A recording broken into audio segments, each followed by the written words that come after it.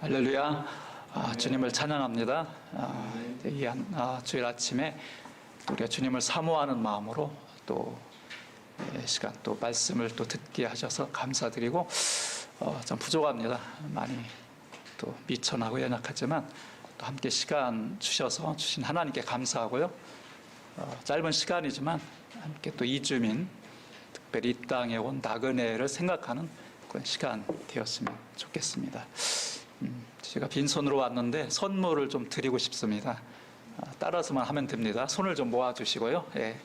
고개를 숙이면서 저희 멋이 하면 됩니다. 저희 멋이. 예, 감사합니다. 영문도 모르고 따라해 주셔서 순종을 참 잘하시네요. 예. 예. 네팔 선교사이기 때문에 네팔을 사랑하는 마음이 있고 또 동일하게 지금도 그 마음이 이제 변치 않는데 이제 제가 이따 영상도 이제 보여드리겠지만 그보다 먼저 그 네팔에 가게 된 동기 짧게 한 2, 3분 또 나누고 이렇게 시작을 하려고 합니다. 그리고 마지막에 설교로 마무리할까 합니다. 저는 이제 시골 출신이고요. 이제 충남 서산 아주 시골 출신이고 부모님은 안 믿었고 이제 모태신앙도 아니고 고모님의 인도로 이제 교회 초등학교 때 가게 됐고 뭐 그렇게 뭐 재미가 있으니까 갔다가 중학교 이제 학생회를 이렇게 맡으면서 고등학교 때 이제 성령 체험하고 고3 때 신학을 하려고 했었습니다. 이제 그때 뜨거워서 열정으로 아버님의 강력한 반대로 절대 안 된다. 가문을 일으켜야 된다. 그래서 이제 포기되고, 근데 하나님이 인도하심이 이제 대학 갔는데 CCC 단체가 있더라고요.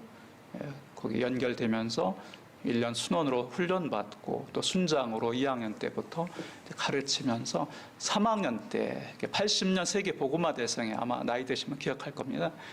그때 여의도 집회에 참석했다가 마지막 날 이제 5개의 쇠붙이가 달아붙듯이 이제 선교사로 헌신하라 했을 때 벌떡 일어나서 헌신했죠. 그러고 1년에 졸업했고 집에서는 또 뭐 이제 돈을 벌어야 된다 해서 마음엔 뜨거웠지만 환경이 따라주지 못해서 이제 일반 대학을 나오고 그러고서 이제 이중적인 한쪽은 교회, 한쪽은 세상 그렇게 한 7년을 이제 시골 이제 중고등학교 훈장 선생님 하면서 그때 굉장히 갈등이 됐습니다. 세상적으로 안정이 됐는데 기쁨이 없는 거죠.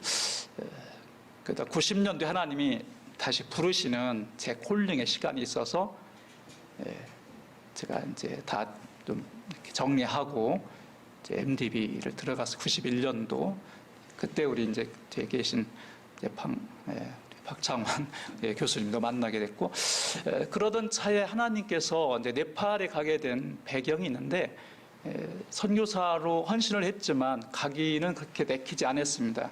좀 한국에서 하고 싶은 생각이 들었지만 근데 그 90년도에 그 연단을 주셨어요. 그 삼중고 뭐 다 얘기할 수 없지만 간단히 말하면 병으로 물질로 제가 섬기던 교회가 조그만 교회에 또 분란이 생겼어요.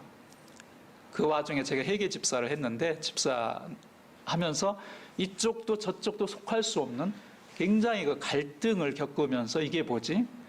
그러면 그런 당면한 문제를 해결하기 위해서 산기도를 시작했어요. 그래서 한 2달 정도 이끌림 받는 지금 같으면 못할 것 같은데 밤으로 기도하면서 마지막 날에 하나님이 그때 사인을 주셨습니다. 그래서 내가 내 길을 가면 너의 모든 어려운 문제 내가 풀어주마. 그런 내적인 음성을 듣고 이제 포기하고 신학을 결정하고 이제 가게 됐고 그리고서 이제 그때 생각에 선교사로 헌신했는데 엉뚱한 길로 가니까 그때만 해도 뭔가 예수 믿고 잘 되고 나를 좀 나타내고 싶고 내 어떤 그런 영역과 나의 모든 그런 것을 좀 확대시키려는 나의 자아축을 위한 욕구가 가득했죠. 물론 젊을 때였고 근데 하나님은 너 그거 아니다. 내려놔라. 그런 마음을 주셔서 결국은 이제 목회나 이런 다른 것보다 선교사로 저는 헌신했기 때문에 선교사로 가야 되겠다. 이렇게 마음 먹고 선교사 훈련은 97년에 입소해서 훈련 받고 네팔에 가게 됐는데, 원래 네팔이 아니었고 선교 훈련 받을 때는 태국이었는데, 태국에 리서치도 하고 다 이제 보고서도 내고 했는데 갑자기 한 달 마감 전에 못 간다는 거죠. 당황이 됐죠. 그런 와중에 네팔, 그 다음에 태국, 또 한 곳 방글라데시를 선교 답사를 갔다 왔습니다. 한 달 정도. 그때 네팔 갔을 때 조이하우스라고 지금도 있는데 그 아이들 한 200명, 아주 코올리게부터 대학생까지 있는데, 그 아이들이 예비 선교사님이 오셨다고 이제 선배 선교사 소개를 하는데 기도하라고 그 아이들한테. 근데 그 아이들 손을 팍 들면서 막 쥐주 외치면서 저희들을 위해서 막 그렇게 뜨겁게 기도를 하는 거예요. 그래서 나중에 선교국에서 세 나라를 이제 정해서 선교사님 정하십시오. 그럴 때 이제 과테말라가 나오고 카자흐스탄이 나왔고 네팔이 나왔었어요. 근데 기도하면서 어느 나라로 갈까요? 하는데 네팔의 그 아이들이 손 들고 그 선교사 후보생들을 위해 뜨겁게 기도했던 그 아이들이 막 떠오르더라고요. 그래서 하나님의 사인인가 보다, 네팔로 가라는 사인인가 보다 마음이 결정하고, 그렇게 해서 이제 태국이었다가 취소되고 네팔로 97년 겨울에 가게 됐습니다. 가서 보니까 그 조이하우스 아이들이 학교를 힌두 학교로 가게 되는 거죠. 그러다 보니까 띠까, 빨간 거 띠까 하고 힌두 신에게 경배하는 예배 기도를 하고 수업을 시작하는 겁니다. 그래서 선교사님이 빨리 학교하라고 당신. 그래서 97년 12월에 갔는데 98년 4월 1일 네팔어도 안 되고 영어도 뭐 좀 버벅거리고 제대로 안 되는 그런 상황에서 학교를 시작하게 됐습니다. 에버그린 스쿨 하면서 많은 부딪힘과 또 많은 시행착오 하면서 결국은 중학교까지 이제 그 업그레이드 하다가 좀 문제가 생겨서 클로징이 됐고, 그 다음 NGO 사역을 하게 됐고요. 4, 5년. 그래서 네팔의 실상을 보게 됐죠. 그 다음에 마지막 텀에 이제 목회자 훈련과 교회 개척 사역 하다가 하나님의 또 사인이 있어서 국내로 들어오게 됐습니다. 지금 이제 이주민 사역을 하게 되는데, 감사한 것은 하나님이 이제 그 굽이굽이, 아직 전 마음은 젊지만 이제 세월을 지나고 보면 하나님이 그때마다 어떤 사인을 주고 턴하게 하고 포기하게 하고 그 다음 걸음을 걷게 하는 그 하나님의 인도하심. 그래서 제 안에 늘 그 선교를 가기 전에 주신 말씀이 시편 37편 4절 5절 말씀입니다. 또 여호와를 기뻐하라. 저가 내 마음의 소원을 이루어 주시로다. 너희 길을 여호와께 맡기라. 저를 의지하면 저가 이루시고 내 의를 빛같이 정우의 빛같이 드러내시리라. 그 말씀을 늘 마음에 품고 지금까지 이제 달려오면서, 지금도 변함없는 것은 내가 계획하고 내가 원하고 내가 어떤 성취하고자 하는 욕구, 비전, 뜻이 있을지라도 하나님은 결코 내 뜻대로가 아니라 당신의 뜻대로, 하나님의 원대로, 하나님이 기뻐하신 그 길로 이끌어 가신다. 그런 걸 경험하면서 동일하게 이주민 사역을 하면서 참 미미하지만 또 하나님의 인도하심이다 믿고 이제 감사하면서 지금까지 걸어오고 있습니다. 우선 잠깐 PPT인데 한번 띄워서 잠깐 보죠. 한 6, 7분 빨리빨리 진행하겠습니다. 시간이 많지 않기 때문에. 밑에 누르면 되나요?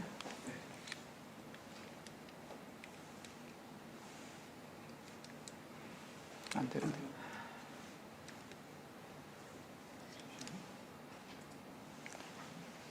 보이는 게 히말 마차푸찰의 산입니다. 네팔은 산이 많죠. 그냥 안 되네.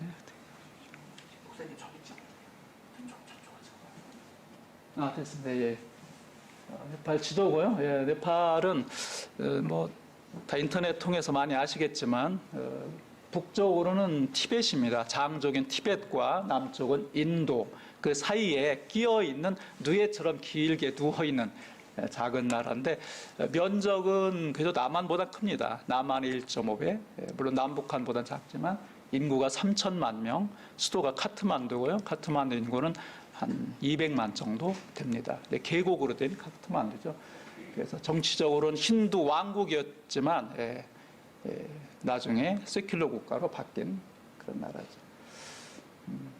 그래서 카트만두, 박다풀, 파탄인데 세 왕국이었으면 옛날에 그것을 프리티비 나란샤라는 그 왕이 통일을 했죠. 300년 전에. 산이 이제 아름다운 나라 설산이 있고요. 제일 높은 산 에베레스트 산 잘 아실 겁니다. 근데 네팔 그 에베레스트 산 동네 가서 에베레스트 산이 어디냐 물으면 몰라요. 그 사람들은. 왜 자기들이 쓰는 말이 따로 있습니다. 서거르마타라는 말을 씁니다. 서양 사람들이 이제 붙인 이름이죠. 에베레스트 산은 8,850m라고 그렇게 합니다. 그래서 안나푸르나 마차푸찰에 8,000m가 넘는 고봉이 네팔에만 8개, 전 세계적으로 13개가 있다고 그래요. 13개. 14좌 등정에서 그 박영석 씨라든가 또 누구죠? 어몽계 씨 다 이제 등정에 성공했죠. 우리나라 꽤 많이 있는데 네팔은 산의 나라입니다. 그러면 우상 숭배 나라죠. 다 아시겠지만 인구수는 3천만인데 3천만의 10배가 넘는 3억 3천만의 신을 섬깁니다. 다 신이죠. 모든 게 다. 소도 신이고 큰 신이고 그리고 새 비둘기도 신이고 까마귀도 신이고 불도 신이고 그럽니다. 사원입니다. 힌두 사원. 가면은 막 아주 어수선해요. 지저분하고. 이들의 삶이 이런 신과 힌두의 우상 숭배, 잡신들과 함께 시작합니다. 하루를 그렇게 열어요. 일어나자마자 템플 돌고 우리 기도하듯이 주문 외우듯이 기도하는 그들의 삶을 볼 수가 있습니다. 이것은 티베트 불교. 이 불교인데 우리 불교는 대승불교인데 여기는 소승불교입니다. 그래서 티베트 불교인데 보던 아시라고 엄청 큰 한 바퀴 도는데 한 20분 정도 걸리는데 이거를 매일 그 티베트 불교 신도들, 승려들이 잘 안 보이는데 이게 마니차라고 이렇게 새긴 것이 있어요. 탁탁탁 돌리면서 한 바퀴씩 돌죠. 주문 외우면서 아마 제가 특히 동양 최대 이거 티베트 불교 성지라고 이렇게 들었습니다. 저기 보이는 눈 있죠, 눈. 그래서 서드 아이. 그래서 제3의 눈. 자기들은 요 3의 눈이 우리를 지켜 보호하신다. 그렇게 우리 성령님처럼 늘 우리를 감찰하고 보호하고 축복도 주지만 잘못하면 벌도 주는 더 서드 아이 이렇게 새겨놨습니다. 여전히 가난하고요. 이게 소년이 이렇게 꽃 팔고 꽃목걸이 하면서 그 사당에 들어가거든요. 그렇게 하고 저쪽엔 링거라고 시바신의 그 상징입니다.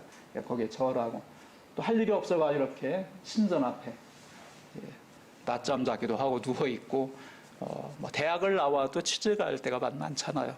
가난하고 공장도 거의 없고 겨우 대학 나와 사는 게 이제 교사, 선생님, 공무원 그 정도죠.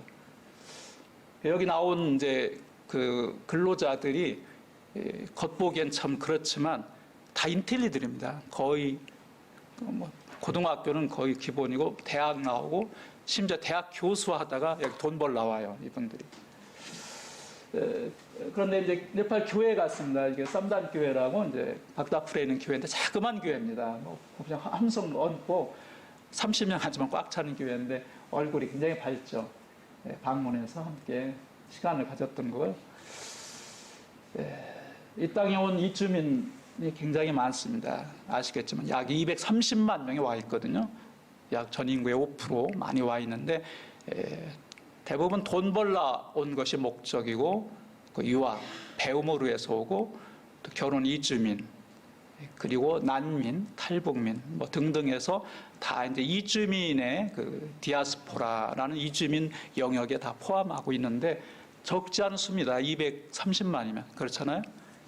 제가 어릴 적에는 외국인 보기가 참 하늘의 별 따기였는데 시골의 어느 곳에 시골에 거제도 또 어디 제주도에도 이주민이 안 들어간 데가 없어요. 심지어 이들이 와서 일하지 않으면 공장도 그 농장도 돌아가지 않을 정도로 굉장히 우리 사회에 깊숙이 이주민들이 들어와 있습니다. 네팔 이주민만 해도 한 4만에서 5만 명 정도, 불법까지 하면 5만 명가량이 엄청 들어와 있어요. 네, 그래서 이 이주민 사역은 선교의 황금어장이다. 그래서 우리 센터에 온 초기 멤버들입니다. 떠나간 친구도 몇 있고요. 네, 기도하는 모습이고, 네, 네팔 방문을 했을 때 이제 가족과 함께 찍은 사진입니다.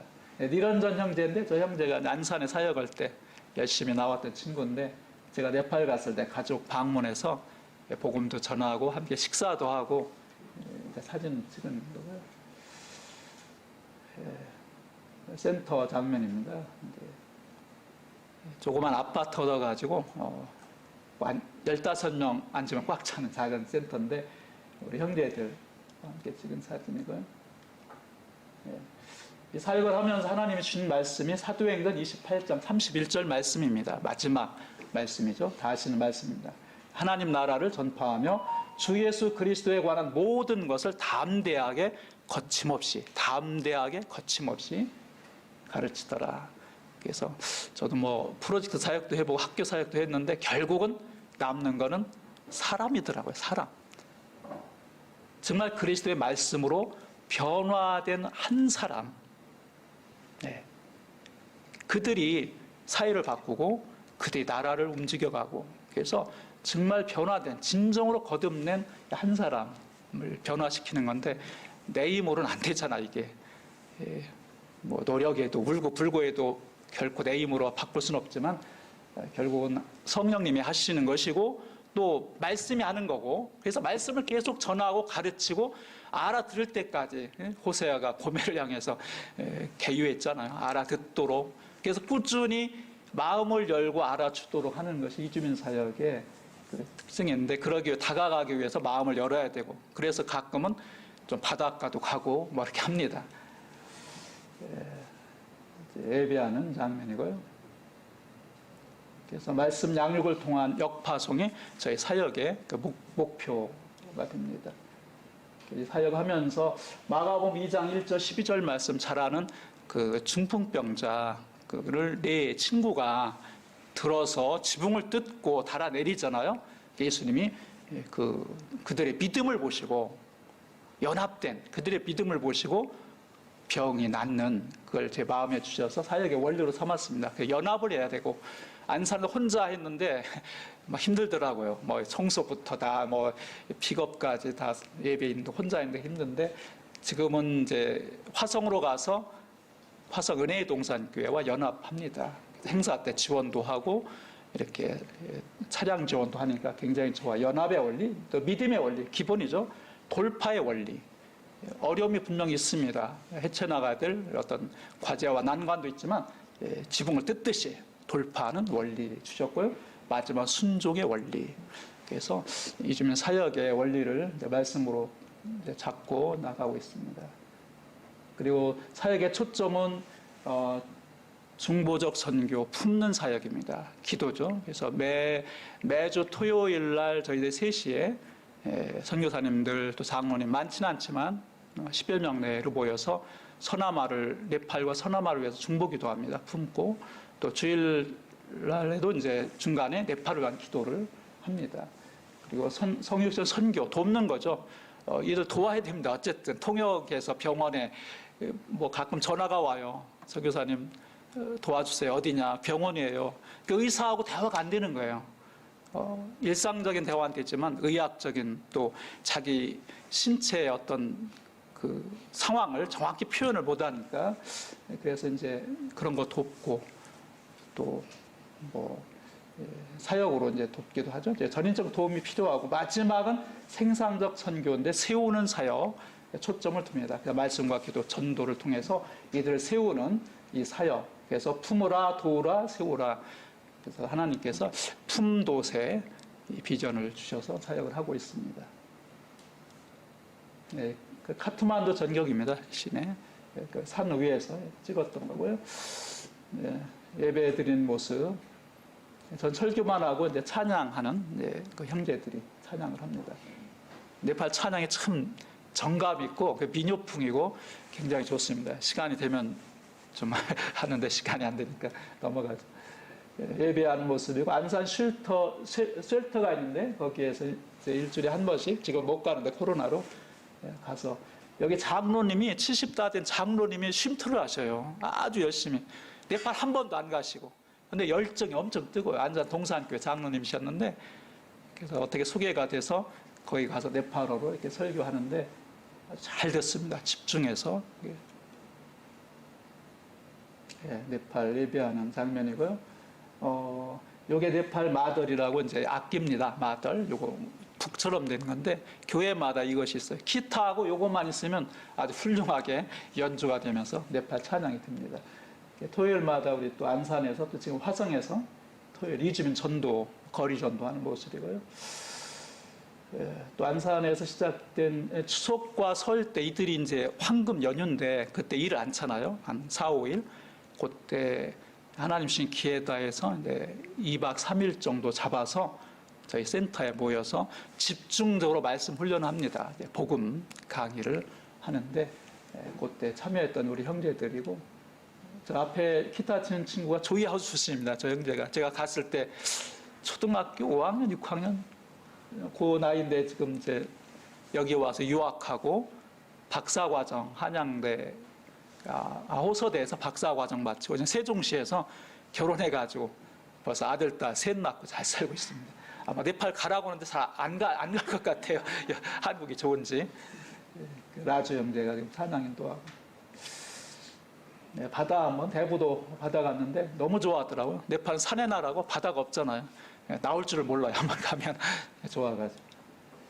식사 이제 예배 공동체니까 식사를 합니다. 주일날. 지금도 이제 10시 반 예배인데 아마 지금 그 람 전도사님이 아마 인도할 거예요. 그래서 예배 끝나면 자기들 식으로 이렇게 달바 떨깔이라고 하는데 네팔 전통 음식 해 먹고 저희가 쌀하고 이제 뭐 닭고기 이런 거는 제공을 해주고 자기들이 요리를 해서 이렇게 먹습니다. 토요일 날 거리 전도한 모습이고요. 이것도 같이 우리 한국 팀들하고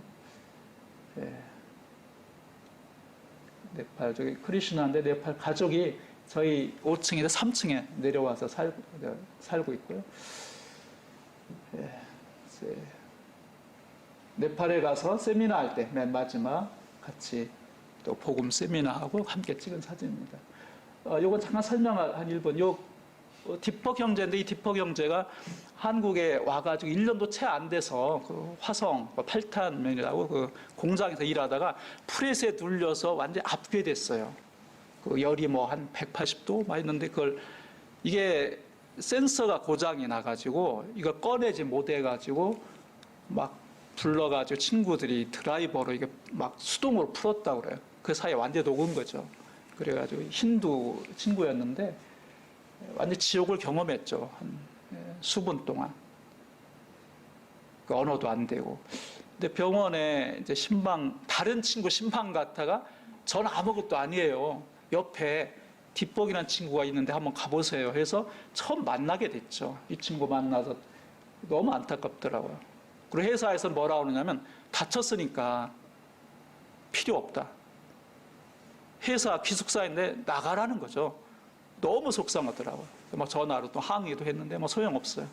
그래가지고 이 친구를 안산에 아까 있던 그 장로님, 쉘터로 소개해가지고 약 1년 정도 치유받으면서 매일 저녁마다 예배를 드리니까 여기서 복음 듣고 변화가 됐어요. 세례까지 받았습니다. 그래서 이제 네팔로 돌아간 뒷벅 친구인데 제가 그러죠. 너는 참 어떻게 불행하지만 한쪽 팔을 잃었지만 결국은 나중에 절단했습니다. 너무 아파가지고 팔을 잃었지만 대신 예수 믿고 천국 가는 영원한 복을 얻었잖아. 넌 행복하다. 그걸 믿느냐 했더니 믿는다고 그런 얘기를 하더라고요. 아까 나왔던 거 기도 제목 보시고요. 결국은 저도 아까 그 라주 형제인데 이제 졸업식 때 가서 찍은 겁니다. 결국은 사람이다. 복음을 통해서 변화되고 그 영혼이 정말 그리스도의 마음, 기독교적인 세계관을 가지고 네팔에 돌아가면 그 많은 영혼을 변화시킬 수 있다. 그런 꿈을 갖고 이제 지금 우리 선교지 투어를 저희 센터에 방문한 팀하고 한번 인천의 개항제 선교 투어를 갔는데 여기에 동상이 있잖아요. 그죠? 잘 아시겠지만 아펜젤러, 언더우드 그리고 부부 이제 세 명이 거기 있는데 사진을 찍으면서 늘 마음에 오는 것이 선교의 빚진 자 된 우리 대한민국 그걸 또 생각하게 되더라고요. 그래서 저도 부족하지만 이렇게 이주민을 섬기면서 이들이 또 잘 양육받아 네팔로 가서 네팔에 정말 교회를 세우고 가정을 구원하고 그들이 또 작은 선교사로 그 사명을 감당하면 좋겠다 이런 마음으로 사진을 넣었습니다. 예. 이상. 사실 이주민들 삶이 뭐 녹록진 않습니다. 아시겠지만 다 3D 업종에서 일을 하고요. 한국 사람이 하기 싫은 더럽고 위험하고 아주 힘든 일. 저도 가봤는데 기숙사도 가봤는데 막 냉골 컨테이너 박스에서 자고. 그 캄보디아 그 이주민 지난번에 그 사망 뉴스도 나왔잖아요. 그게 참 안타깝더라. 열악하고 그런 상황인데 오직 코리안 드림 가지고 돈을 벌어서 그들의 목표는 돈이죠. 일확천금. 고생스럽지만 합법적으로 이나인 비자로 와서 4년 10개월을 있게 됩니다. 그러면 여기서 열심히 모으면 대략 7, 8천 모으거든요. 네팔 가면 거의 평생 땅 사고 건물 2, 3층, 한 3층 올려서 자기가 한 층 살고 한 2층은 세를 주는 겁니다. 그럼 꼬박꼬박 월세가 나오니까 그거 가지고 먹고 자식 교육시키고 그게 평범한 이들의 일상의 그 어떤 비전, 자기 삶의 목표예요. 그 선에서 거의 끝납니다. 근데 그건 아니잖아요, 사실. 그 이상의 비전, 정말 하나님이 한국에 이렇게 230만 엄청난 이주민을 부어주셨는데 참 안타까운 것이 이제 한국 교회가 다 그런 건 아니지만 좀 관심이 좀 아직은 뜨겁진 않은 것 같아요. 그 필요한 사역이야 누군간 하겠지 하고 뭐 좋게는 말은 하지만 적극적으로 뛰어들지 않는 정말 이들을 낮은 자 섬기고 품고 정말 어떻게든 복음을 전하고 해야 되는데 아직은 이주민 사역이 활발하지 않는데 기도 제목입니다. 기도해 주시고요. 그래서 230만 중에 거의 지금 1000곳 잡아가 100명씩만 해도 그저 10만 명밖에 안 되니까 거의 95% 이상은 복음을 못 들고 그냥 돈만 벌고 배우고 가는 거로 끝나는 거죠. 그것이 참 안타까운데 한국 교회가 좀 더 이주민 사역에 열려서 정말 교회에서 너무 좋은 게 한국은 인력도 있고 재정도 있잖아요. 그 젊은이들 영어도 잘하는 젊은이도 있고 조금만 마음이 열리면 이 땅에 온 이주민들을 품고 그들에게 복음을 전하고 섬길 수 있는 좋은 길이 있다라고 믿습니다. 오늘 말씀을 좀 간단히 전하고 이제 마치려 합니다.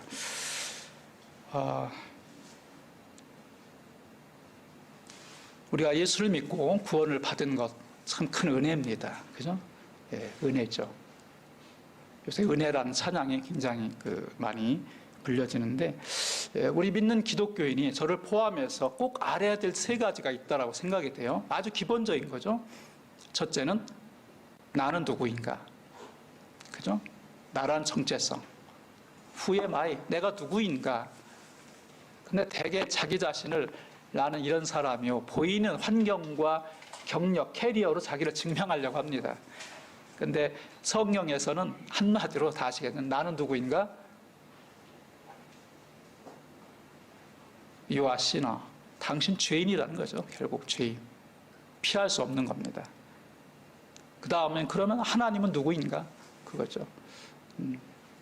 하나님에 대해서 많이 말할 수 있지만 창조의 근원이시면서 역사의 주관자시고 마지막 심판자이시고 다시 하나님 나라를 세울 재창조를 하실 영원한 하나님. 그러면 이 죄인된 나와 하나님과의 관계, 그 사이에 그럼 나는 어떻게 살아야 되는가, 이게 놓여 있는 거죠. 지금 우리 현재의 우리 삶이 나는 지금 어떻게 살고 있지?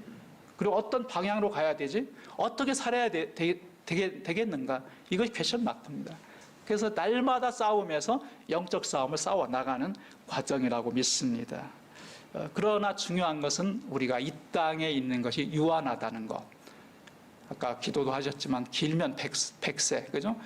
영원한 세계가 아니잖아요. 다 놓고 가야 되는 나그네라는 것. 결국은 우리가 여기서 뭔가 누리고 더 갖고 아웅다웅 다투지만 결국은 다 놓고 가야 될 나그네라는 것도 보면서 오늘 말씀을 또 나그네를 사랑하라 이런 제목으로 짧게 나누기를 원하는데, 이스라엘 백성을 보면 그들은 나그네였습니다. 그죠? 아브라함부터 창세기 12장에 넌 너의 본토 친척 아비 집을 떠나 내게 지시할 땅으로 가라. 떠났고 갈대 우르를 떠나서 하란을 거쳐가지고 가나안 땅을 밟죠. 그리고 번성합니다. 그리고 또 그 후손들이 또 애굽으로 종살이하면서 또 나그네의 삶을 살죠. 고난과 고통을 겪게 되면서 결국은 하나님이 다시 가나안 땅으로 이제 회복하는 그 성경의 그 역사를 보면서 가나안 정복 싸움을 보면 끊임없는 전쟁의 역사입니다. 사사기를 보면. 그래서 그 사사기를 볼 때마다 저는 그런 생각 듭니다. 야, 왜 하나님이 약속했으면 그냥 한 번에 싹 그냥 가나안의 그 족속들 다 몰아내고서 한 씨도 안 남기고 그들이 평화롭게 행복하게 살면 얼마나 좋지 않을까? 그런데 계속 보면 싸움에 싸움을 하면서 씨를 남겨두는 거예요. 가나안 족속을 다 멸하지 않고 꼭 남아서 역부를 치고 가시가 되고 공격하게 하는 그 역사 현장을 보면서 동일하게 우리 안에, 저와 여러분 안에도 영적인 싸움, 가나안이라는 이 강력한 사단과의 싸움에서 우리 안에 계속 공격하는 세력들이 남아있는 것을 봅니다. 그래서 이 남아있는 이 세력, 이것을 해결할 수 있는 유일한 길은 내 힘이 아니고 복음밖에 없다. 결론은 예수 그리스도의 구속의 은혜, 복음이라는 걸 깨닫게 되면서 결국은 사람이 사는 것은 떡으로만 사는 것이 아니고 하나님의 입으로 나오는 말씀으로 살아야 된다는 것. 그래서 이주민들, 이 땅에 온 이주민들이 정말 자기들 필요, 그죠? 더 나은 삶, 지금보다 더 행복한 삶, 자기 기준으로 볼 때 좀 더 업그레이드된 행복한 삶을 기준으로 돈을 벌러 오고 배우러 옵니다. 다 뭡니까? 이 땅의 떡이죠. 떡 필요 없다는 게 아닙니다. 떡으로만 했으니까 떡도 필요합니다. 먹어야 되죠. 살아야 되죠. 제가 이쯤에 그럽니다. 열심히 돈 벌어라.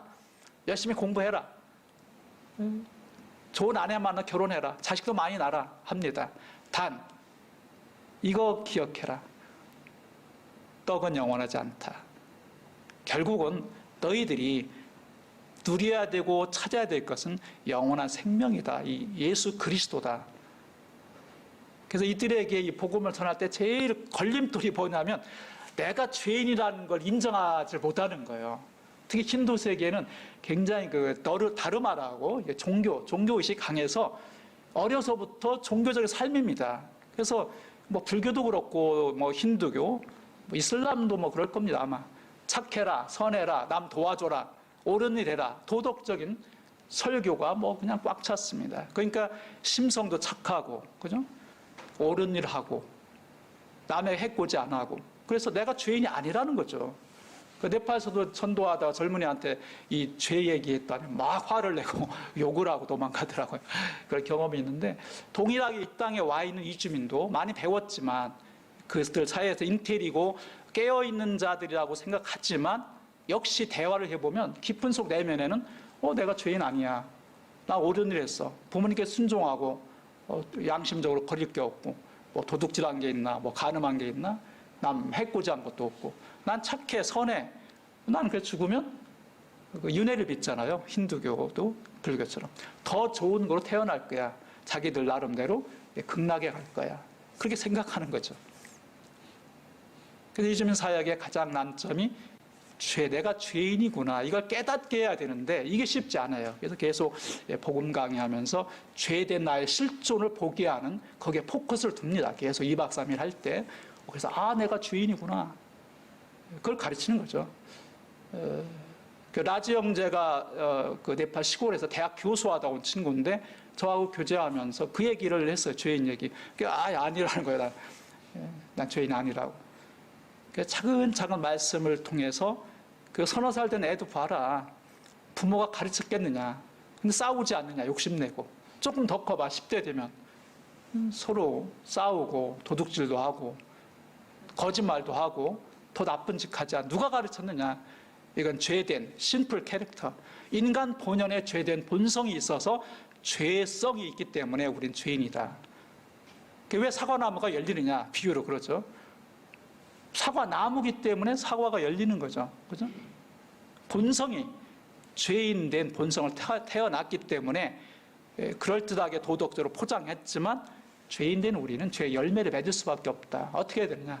이걸 잘라내고 접붙임해야 된다. 그 접붙임 새로운 가지가 누구냐? 예수 그리스도다. 이런 비유를 이렇게 하면 깨달아요. 그때서 라지 형제가 나중엔 굴복하더라고요. 내가 죄인이라고. 예수를 믿겠다고. 어떤 그런 일도 있었는데 참 쉽진 않습니다. 잘해주는 거 좋아요. 교회에서 그때 필요 채워주고 뭐 먹여주고 식사 대접하고 때로는 선물도 주고 이렇게 다 좋죠. 그러나 그것만 가지고는 근본적인 변화가 안 된다는 거죠. 또 돌아가면 대부분 10중 8구는 다시 백슬라이드 됩니다. 다시 힌두로 돌아가요. 그게 참 안타까워요. 저를 비롯한 이주민 사역자들의 고민이 공들여서 여기서 세례까지 줘도 돌아가면 힌두 사회이기 때문에 다 가족이 힌두를 믿기 때문에 10중 8구는 또 힌두로 돌아갑니다. 그럼에도 불구하고 계속 우리는 전도하고 전하자는 거죠. 그래서 문제는 이들에게 영원한 복인 이 복음을 전하는 것, 이것이 이주민 사역의 관건이라고 믿어지고 결국 이주민은 돌아가야 되잖아요. 자기 나라로. 이게 나그네인데 나그네의 특징이 세 가지입니다. 잘 아시겠지만 그죠? 나그네로 살려면 짐을 간단해. 가방이 가벼워야 되죠. 나그네가 또 살려면 동행자, 함께 긴 여행을 가는데 인생으로 한 100년이란 나그네 삶을 갈 때 동행자, 함께 가는 자와 즐겁게 가야 됩니다. 그죠? 인삼 찌푸리고 그냥 죽이네 사네 싸우면서 그렇게 가면 피곤하잖아요. 나그네들이. 저 네팔 가보면 굉장히 참 좋아요. 마음이 이렇게 열리고 같이 있는 친구들, 또 네팔 여기 왔다 간 친구들 보면 그냥 가족 같고 이렇게 아들 같고 굉장히 마음이 흐뭇합니다. 같이 있는 2주 3주가 언제 가는지 쉽게 아주 빨리 지나가는 걸 보는데 누구와 함께 있느냐가 참 중요한 것 같아요. 함께 거하는 교회, 언덕 위의 교회 보니까 참 좀 신선하고 좀 조금 다른 것 같아요. 다른 교회하고 좀 뭔가 새로운 걸 추구하고 뭔가 좀 바르게 좀 말씀대로 진리대로 살려고 애쓰는 모습 있는 것 같습니다. 그리고 나그네의 특징 하나가 반드시 돌아갈 자기 집이 있다는 거죠. 자기 집. 우리의 영원한 집, 하늘나라. 우리에게 예비된 줄 믿습니다. 아멘이시죠? 예. 천국과 지옥을 안 믿으면 그 참 불행한 거잖아요. 그죠? 요한복음 14장에 예수님이 내가 너희를 위하여 처소를 예비하러 가노니 처소를 예비하면 다시 와서 너희를 내게로 나 있는 곳에 영접하리라 약속했습니다. 그죠? 나그네 돌아갈 집이 있다는 것. 우리 이 땅에 온 이주민들도 나그네입니다. 길면 길지만 4년 10개월 합법적으로 있고, 물론 결혼해서 이제 있는 그 이주민들은 더 오래 있겠죠. 그러나 결국은 떠나게 됩니다. 그래서 우리가 이 나그네들을 사랑하라. 오늘 말씀에 나그네를 사랑하라. 그 앞에 고아와 과부도 나옵니다. 그럼 나그네. 이 세 부류가 그 당시 사회적으로 약자입니다. 소외된 계층이죠. 고아, 과부, 나그네.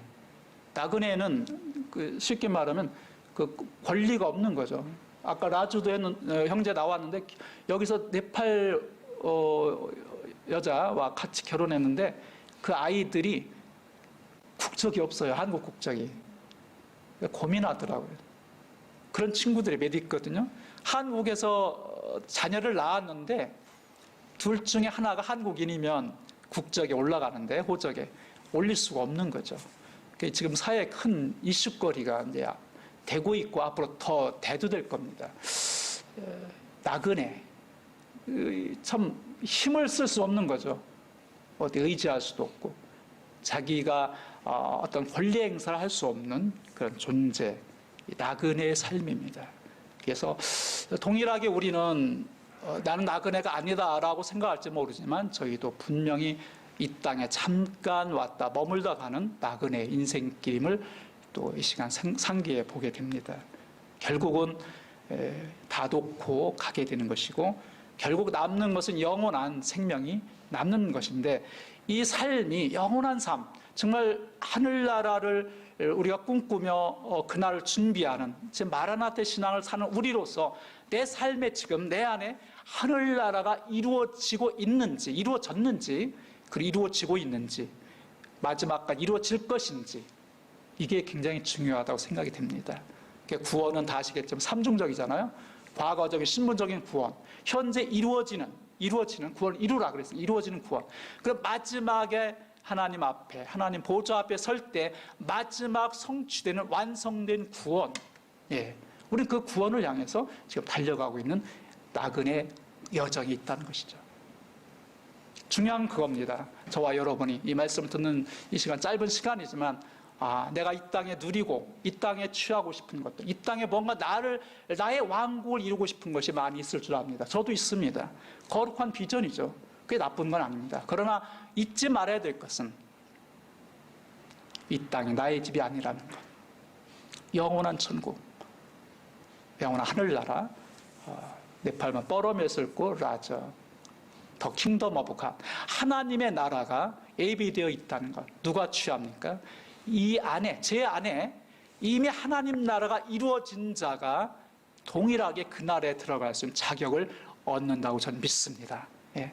이 땅에서 기회가 있을 때 복음으로, 진리로, 생명으로 내가 이 마음속에 하나님 나라가 이루어지지 않는데 어떻게 그 하나님 나라를 우리가 받을 수가 있겠습니까? 지금이 굉장히 중요한 시기죠. 우리에게도 동일하게 이 땅에 온 230만의 많은 이주민들에게 이 하나님 나라를 마음으로 받고 누릴 수 있는 복음으로 표현된 삶의 인격이 그들에게 있게 하는 것, 이게 우리들의 사명, 또 기도의 제목이라고 믿습니다. 그래서 결론적으로 말씀드립니다. 정말 이주민들을 사랑하고 섬겨야 되고 그들을 품어야 되는데 쉽지는 않습니다. 그래서 아까 나온 것처럼 품는 기도, 중보의 기도, 또 돕는 사역 할 수만 있으면 허다못해 전철 안에서도 뭐 말이 안 통하고 뭐 하면은 또 뭐 영어가 되시는 분은 뭐 통역들이라도 도울 수 있잖아요, 그죠? 어떤 방법으로든 이 땅에 온 이주민들을 도울 수 있는 그 돕는 사역, 그리고 마지막에는 세우는 사역. 그들이 우리가 받은 이 구원을 그들도 동일하게 예수 그리스도 인해서 새 생명을 얻는, 영원한 생명을 얻는 이 복음, 이 복음으로 그들을 섬기고 세우는 사역, 그 사명, 이것이 중요하다고 믿습니다. 그래서 정말 짧은 시간에 두서없이 말씀드렸는데 결론은 나그네로 온 이주민들을 사랑하되 우리 역시 나그네임을 잊지 않고 서로 섬기면 좋을 것 같습니다. 그죠? 저도 누군가의 도움이 필요하고 또 저를 통해서 누군가 도와줘야 될 대상도 있고 동일하게 우리는 나그네임을, 연약한 존재임을, 이 땅에 어떤 모든 것을 내가 다 누릴 수 있는 것이 아님을 깨닫고 겸허하게 서로가 섬기는, 서로가 나그네임을 인정하면서 섬기는 자세로 나아가면 하나님의 나라가 훨씬 앞당겨질 수 있다고 믿어집니다. 기도하겠습니다. 저희 교회에서 사회에 대한 질문이 있어서. 아, 예, 예. 네. 혹시 성교사님 오늘 말씀 너무 좋은 말씀 많으셨는데 질문하실 분 계세요? 궁금하신 거. 저는 개인적으로 예. 결혼하셨습니까? 예. 결혼하셨습니까? 아, 예, 했습니다. 갑자기 사랑하는 아내 1명과 딸 2입니다. 아유, 너무 감사합니다. 또 다른 은혜, 저는 개인적인 질문이었고 은혜스러운 질문이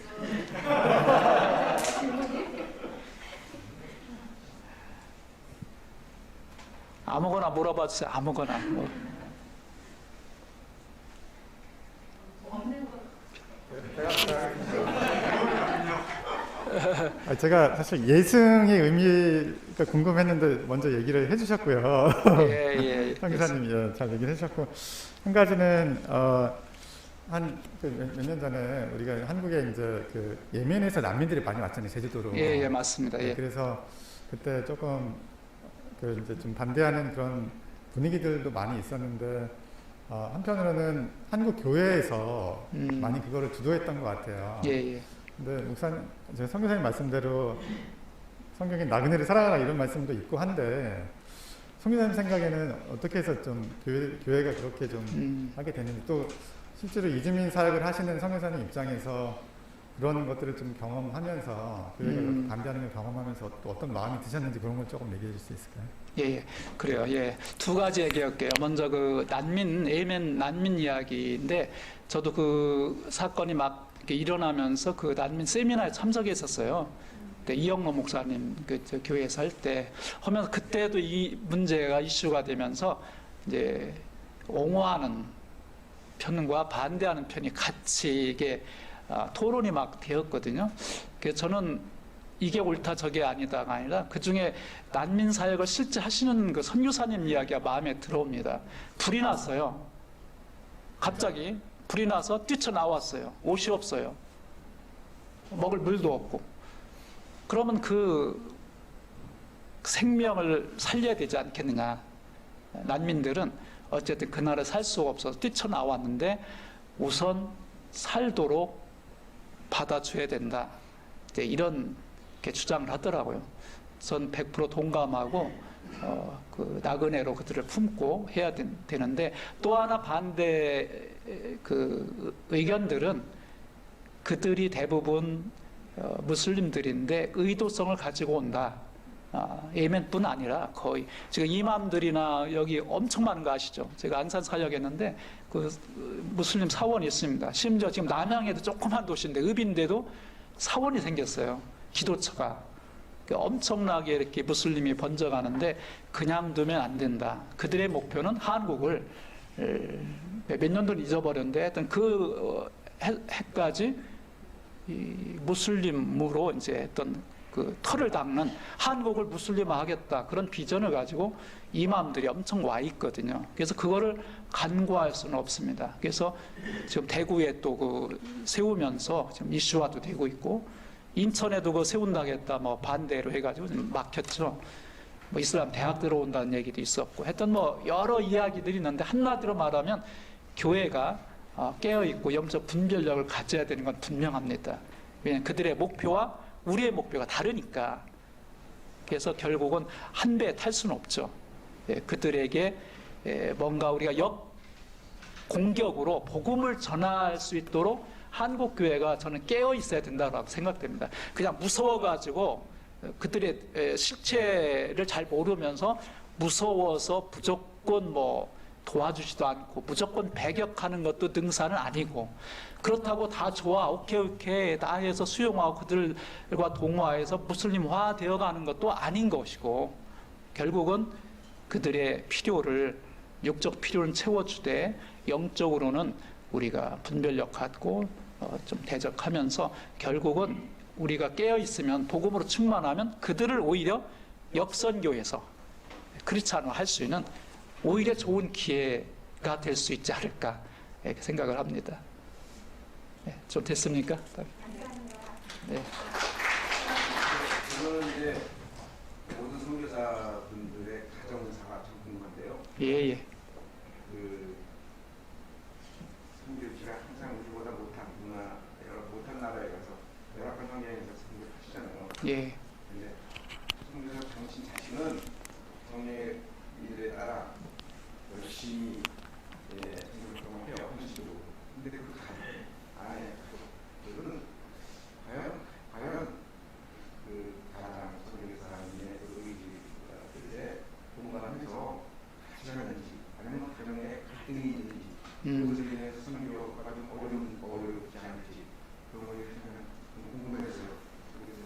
예. 저 개인적으로 질문하시는 거죠? 예. 사실 쉽지 않습니다. 그 부분은. 저희 아내는 조금 다른 성향이거든요. 일반 교회에서 이렇게 자랐고 저는 또 CCC 선교단체에서 훈련 받았기 때문에 선교에 대해서 마음이 많이 열려서 뭐 이렇게 하나님 인도하심으로 감사함으로 이제 가는데 집사람 따라온 격이 되는 거죠. 본인이 원하는 것이 아니고 거기다 또 아이들은 더군다나 이제 그래서 참 힘들었던 것 같아요. 집사람 아내 같은 경우는.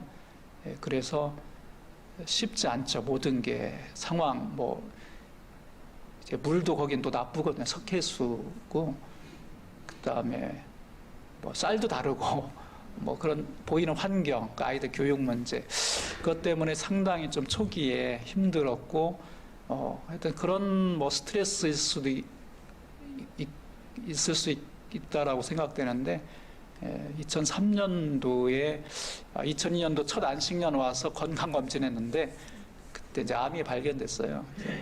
그래서 2003년도에 수술하고 서울대병원에서 수술하고 다시 이제 들어갔는데 좀 약하죠 지금도. 그래서 사실 지금도 같이 오면 참 좋은데 지금도 많이 좀 아프고 좀 허리가 요통이 또 생겨가지고 잘 걷지도 못하고 이런 상황이에요. 그래서 늘 미안한 또 저는 뭐 사명감이고 또 사역하다 보니까 어쨌든 뭐 좀 스트레스도 오지만 풀어낼 수 있잖아요. 어떻게. 근데 아내들은 저뿐 아닙니다. 뭐 아까도 나눴지만 우리 방창현 선교사님 같은 이제 공부했던 동기인데 그 사모님도 또 갑상선 수술하셨고 이게 약하죠. 그래서 제가 볼 때는 뭐 90%라고까지도 볼 수 있는 사모님들이 다 좀 몸으로 또 마음으로 많이 힘듭니다.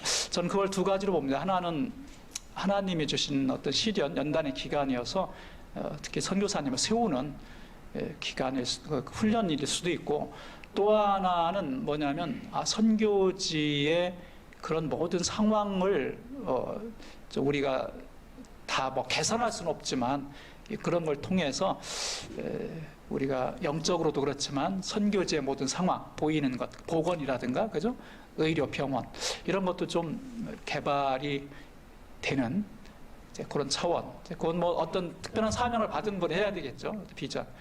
네팔 같은 경우는 너무 열악합니다. 그런 말이 있어요. 네팔 병이 나서 병원 가면 오히려 병 고치는 게 아니라 병을 더 얹어가지고 올 정도라고 그렇게 얘기를 합니다. 너무 열악합니다. 예. 그 상황.